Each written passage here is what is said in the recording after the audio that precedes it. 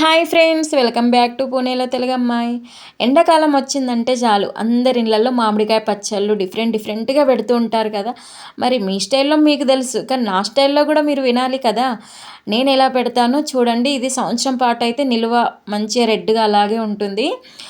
మనం పచ్చడి పెట్టుకున్నాక ఒక డబ్బాలోకి అయితే ట్రాన్స్ఫర్ చేసుకుంటాం కదా. అంతకు ముందు డబ్బాకి అందులో మనము వాటికి రౌండ్గా పసుపు కుంకుమ అయితే పెట్టుకున్నాకే మనం పచ్చడి అయితే దాంట్లోకి ట్రాన్స్ఫర్ చేసుకోవాలంట. ఇది మా అత్తయ్య గారు అయితే నాకు చెప్పారు. అది పెట్టుకున్నాకనే డబ్బాలోకి ట్రాన్స్ఫర్ చేసుకోవాలని చెప్పేసి. మనకి విలేజ్లో కంటే సిటీలోనే చాలా బెటర్ అనిపిస్తుందండి. ఎందుకంటే విలేజ్లో మామిడికాయలు కొన్నాక ఒకప్పుడు మనకి ఎవరైనా కొట్టించేవాళ్ళు, కానీ ఇప్పుడు ఎవరు కొట్టివ్వట్లేదు. ఎవరి లైఫ్ స్టైల్ వాళ్ళకి బిజీగా అయిపోయింది. సిటీలో అయితే మ్యాంగోస్ కొన్న దగ్గరే వాళ్ళే మనకి కొట్టిస్తున్నారు. మనం డబ్బులు ఇచ్చామంటే వాళ్ళు కొట్టిస్తారు. నేనైతే 3 కేజీలు మామిడికాయలు అయితే పచ్చడి పెడుతున్నాను.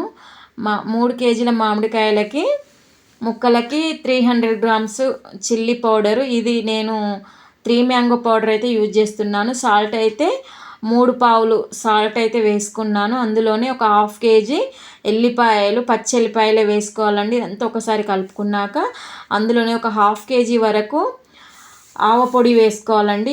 ఆవ పొడి వేసుకుంటే మనకు ఆవ అనేది కొంచెం ఎక్కువగా పడుతుంది. 1/2 కేజీ వరకు అయితే నేను వేసుకున్నాను. అందులోనే మనము ఇదంతా ఒకసారి ముక్కలకు పట్టుకునేలాగా పైనుండి కింది వరకు బాగా కలుపుకోవాలి. నేనైతే ఒక 1 కేజీ ముక్కలని ఇలా పక్కకు తీసి పెట్టుకున్నాను. ఎందుకంటే మా హస్బెండ్ అయితే 1 కేజీ ఆవ పచ్చడి, ఒక 2 కేజీస్ నువ్వుల ఆవ పచ్చడి అయితే పెట్టమన్నారు. అందులోనే ఒక 2 కేజీస్ మ్యాంగోస్కి ఒక 1/2 కేజీ వరకు నువ్వులు డ్రై రోస్ట్ చేసి మెత్తగా పేస్ట్ లాగా చేసుకొని ఇందులో కలుపుకొని ముక్కలకంతా బాగా పట్టించేశాను.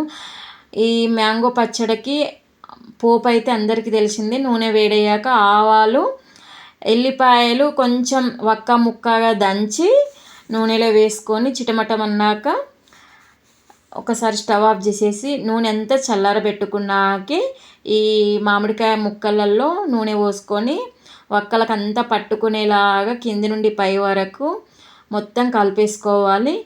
అంతేనండి, మామిడికాయ నువ్వుల పచ్చడి అయితే రెడీ అయిపోయింది. నేనైతే పక్కా కొలతలతో చెప్పాను. ఒక్కసారి మీరు ఇలా ట్రై చేయండి. టేస్ట్ అయితే సూపర్గా ఉంటుంది. సంవత్సరం పాటు ఎర్రగా టేస్ట్ అయితే ఒక్కటేలాగా చాలా బాగుంటుంది. సంవత్సరం పాటు నిల్వ ఉంటుంది. ఈ పచ్చడి అయితే నేనైతే డబ్బాలోకి ట్రాన్స్ఫర్ చేసుకున్నాను. ఇది కొంచెం మా అత్తయ్య వాళ్ళకి పంపిద్దామనేసి అనుకున్నాను, కొంచెం మా అమ్మ వాళ్ళకి కూడా పంపిద్దామనేసి అనుకున్నాను. ఎందుకంటే ప్రతి సంవత్సరం వాళ్ళు పంపించడమేనా, ఈసారి మా హస్బెండ్ అయితే అన్నారు మనమే చేసి మనమే పంపిద్దాము అని చెప్పేసి. నా వీడియో నచ్చితే లైక్ చేసి సబ్స్క్రైబ్ చేయండి.